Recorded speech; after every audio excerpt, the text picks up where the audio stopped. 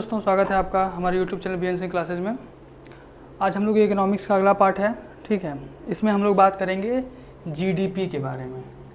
GDP, gross domestic product, और हिंदी में इसे बोलते हैं सकल घरेलू उत्पाद। देखिए, जीडीपी नॉर्मली किसी से भी बात करेंगे, कहीं भी देखेंगे तो लोग जीडीपी बोलते रहते हैं, लेकिन रियल में जो जीडीपी क्या होता है, जीडीपी को समझना है। तो जीडीपी को नॉर्मली हम लोग इसकी डिफिनेशन से देखें तो जीडीपी कह रहा है कि GDP is the total value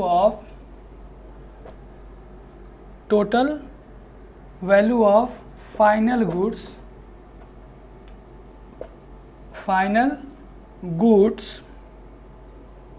and services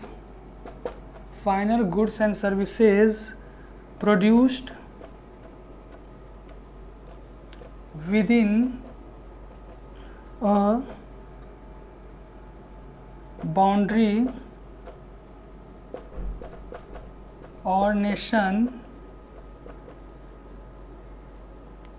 in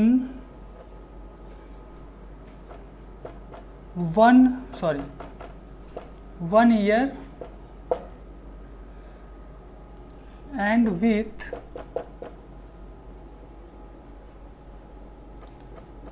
national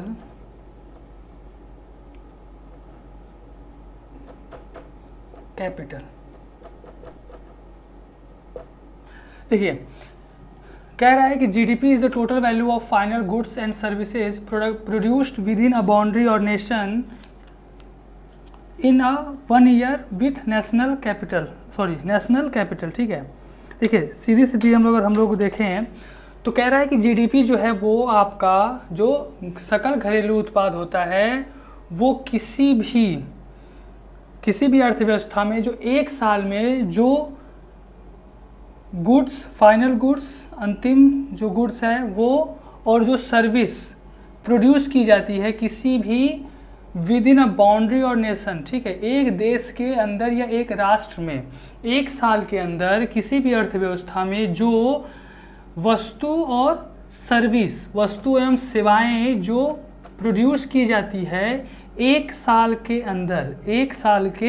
अंदर और जिसमें नेशनल कैपिटल लगा हो, यानी कि राष्ट्रीय पूंजी लगी हो, उसे हम लोग जीडीपी कहते हैं, ग्रॉस डोमेस्टिक प्रोडक्ट कहते हैं, ठीक है। तो सीधा है कि किसी भी अर्थव्यवस्था में एक वर्ष में उत्पादित सभी जो सामान है या कोई भी सेवा है उसका जो मूल्य होता है उसे हम लोग, उसकी जो मौद्रिक मूल्य होता है, जो उसकी वैल्यू होती है, ग्रॉस वैल्यू होती है, जो टोटल वैल्यू होती है, उससे हम लोग जीडीपी कहते हैं, ग्रॉस डोमेस्टिक प्रोडक्ट कहते हैं, ठीक है। तो देखिए, अगर हम लोग इंडिया की बात करें तो इंडिया में जो 1 ईयर का जो कैलेंडर है, जो एक साल की हम लोग जो बात करें तो वो एक साल का जो कैलेंडर है वो स्टार्ट होता है हमारा 1 अप्रैल से 31 मार्च। जो 1 ईयर का जो हमारा कैलेंडर, 1 ईयर का जो समय है ये होता है हमारा भारत में स्टार्ट होता है 1 अप्रैल से 31 मार्च के बीच का समय।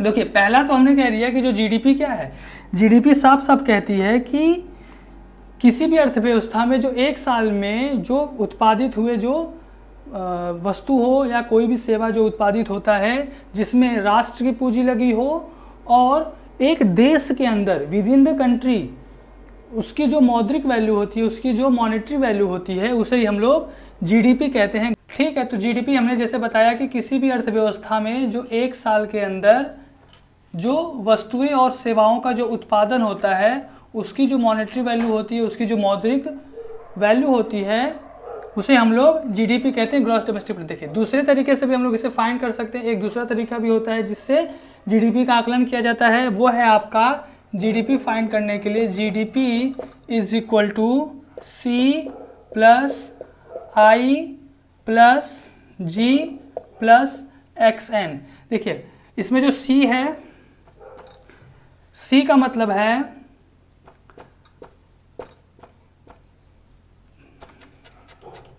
सी मतलब नेशनल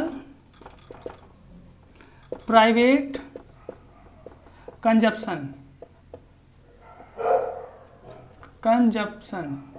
खपत, ठीक है।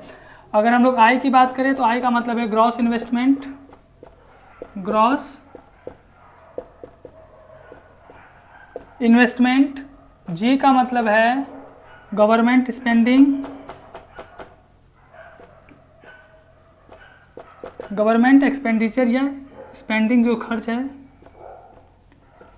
और लास्ट जो है आपका एक्सएन, ये है आपका एक्सपोर्ट्स माइनस इंपोर्ट्स।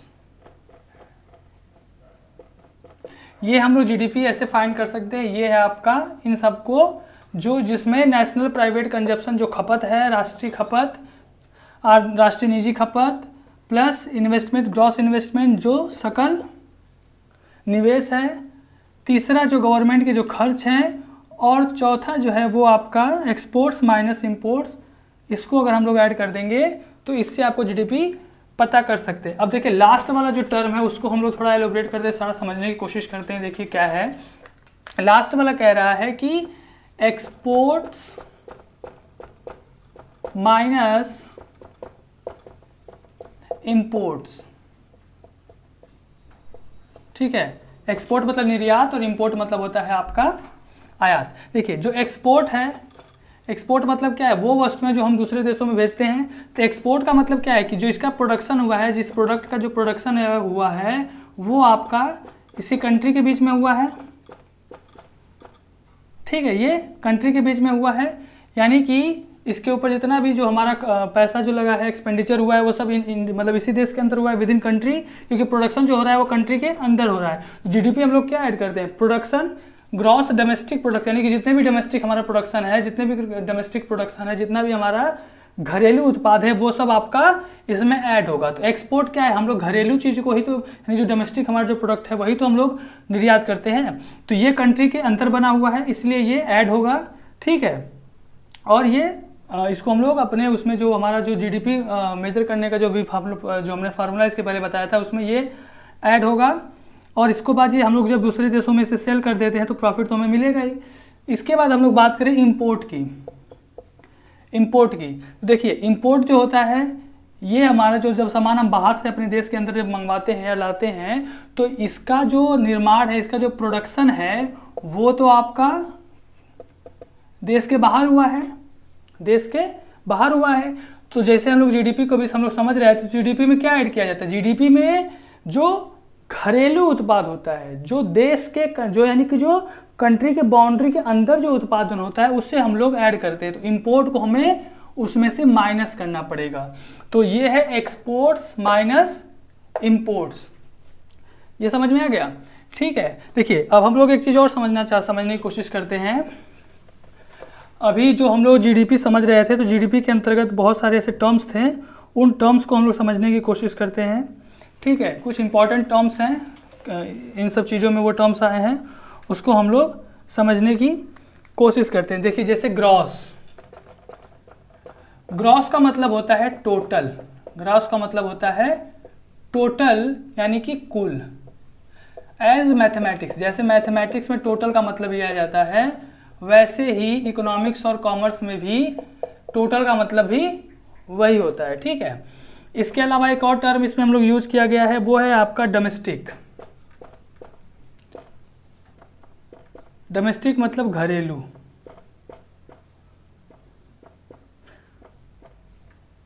ठीक है। डोमेस्टिक मतलब घरेलू। देखिए डोमेस्टिक में सीधे सीधे ये मतलब है कि कोई भी प्रोडक्शन, कोई भी उत्पाद जो आपका हुआ है वो विद इन कंट्री, यानी कि देश, with in country in the nation, यानी राष्ट्र के बाउंड्री के अंदर, किसी भी देश के अंदर हुआ हो, ठीक है। और उसमें जो है वो उस देश की खुद की कैपिटल लगी हो, ओन कैपिटल, ठीक है। कैपिटल जो है वो उन लोगों उस देश के अंदर की हो, यानी कि उस देश के लोगों की कैपिटल लगी हो, तो इसे हम लोग बोलते हैं जो पूंजी है वो वहाँ के लोगों की लगी हो, ये हमारा होता है डोमेस्टिक, इसका मतलब होता है घरेलू, ठीक है। इसके अलावा और हम लोग देखें तो एक टर्म है आपका प्रोडक्ट। जीडीपी के अंतर्गत जितना भी जहां भी प्रोडक्ट आएगा उस प्रोडक्ट का सीधा सीधा मतलब होगा गुड्स और सर्विस, गुड्स या सर्विस,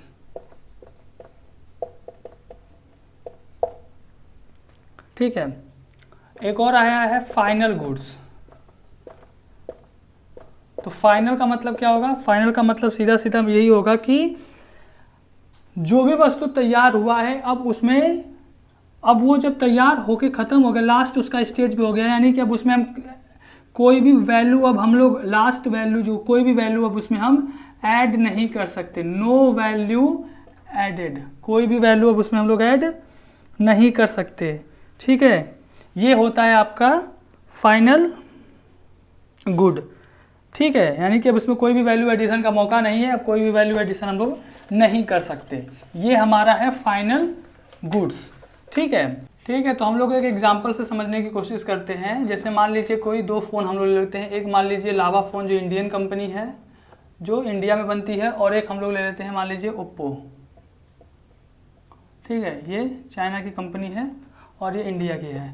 तो अब जो लावा कंपनी जो मोबाइल फ़ोन बनेगा, वो मोबाइल फ़ोन बनने के लिए जितने भी चीज़ की आवश्यकता हो या जैसे जैसे जिस स्टेज से वो गुजरा, ठीक है, अब इसमें जो भी लगा आपका, मान लीजिए सॉफ्टवेयर यूज हुआ, हार्डवेयर यूज हुआ, सब कुछ यूज होके उसके बाद इसके ऊपर जो भी टैक्स लगा वो कंपनी ने टैक्स गवर्नमेंट को पे किया, ठीक है। उसके बाद फिर ये जो टैक्स है, जो भी चीज़ें हैं, सब कुछ ऐड होके अब ये लास्ट इसका प्राइस मान लीजिए 5000 हो गया। अब ये मार्केट में जब चला गया तो अब यहाँ से फिर ये इस पर और भी कोई चीज़ वैल्यू हम ऐड नहीं कर सकते, और ये जो है ये जो वैल्यू हुआ, ये वैल्यू आपकी जीडीपी में काउंट की जाएगी, ठीक है। लेकिन मान लीजिए अगर कोई फ़ोन है दूसरा, मान लीजिए चाइना से बन के आ रहा है, तो इसका जो भी प्रोसीजर है, जो भी प्रोडक्शन है वो चाइना में हुआ है, तो ये दूसरे कंट्री में हुआ है, बाउंड्री के बाहर हुआ है, तो इसे हम लोग नहीं करेंगे। यहाँ पे मान लीजिए ये बन के आया, तो अब ये 6000 जो भी है, तो ये जो मूल्य है ये हमारे जीडीपी में ऐड नहीं होगा,